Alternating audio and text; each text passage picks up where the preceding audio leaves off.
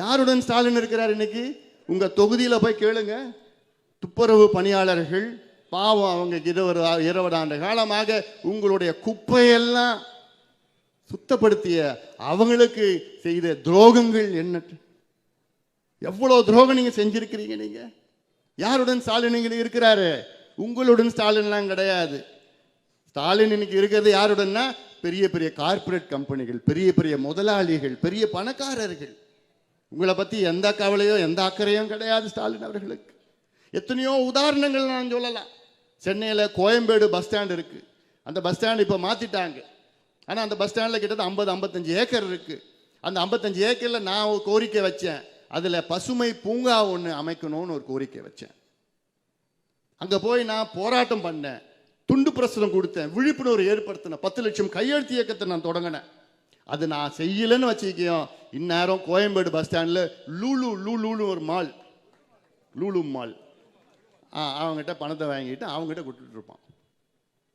இதுதான் அவங்க வேலையே. சென்னையில் அவுட்டர் ரிங் ரோடு ஒன்று இருக்கு.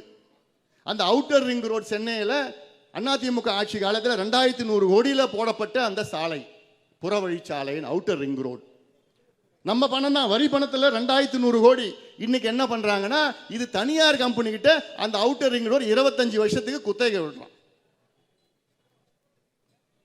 25 ஆண்டுகளுக்கு குத்தகை. எவ்வளவு தெரியுமா? 25 ஆண்டுகளுக்கு பிறகு அந்த கம்பெனிக்கு கிடைக்கும் 45,000 கோடி. இது ஏதோ சும்மா நான் குத்துமதிப்பான நான் சொல்லல, கணக்கு போட்டு தான் நான் சொல்றேன். ஒரு நாளைக்கு எவ்வளவு வாகனங்கள் இன்னைக்கு போகுது, எவ்வளவு வாகனங்கள் அடுத்த ஆண்டு எவ்வளவு போகும், 5 ஆண்டுகளுக்கு பிறகு எவ்வளவு போகும், 10 ஆண்டுகள் 25 ஆண்டுகளுக்கு பிறகு எவ்வளவு வாகனங்கள் போகும், ஒவ்வொரு வாகனத்துக்கு எவ்வளவு இன்னைக்கு பணத்தில் அன்னைக்கு எவ்வளவு வரும் பார்த்தா 45,000 கோடி. அப்போ என்னையா நிர்வாகம்? இதுவா நிர்வாகம்? ஐயா, மக்களுக்காக நிர்வாகம் செய்யுங்க.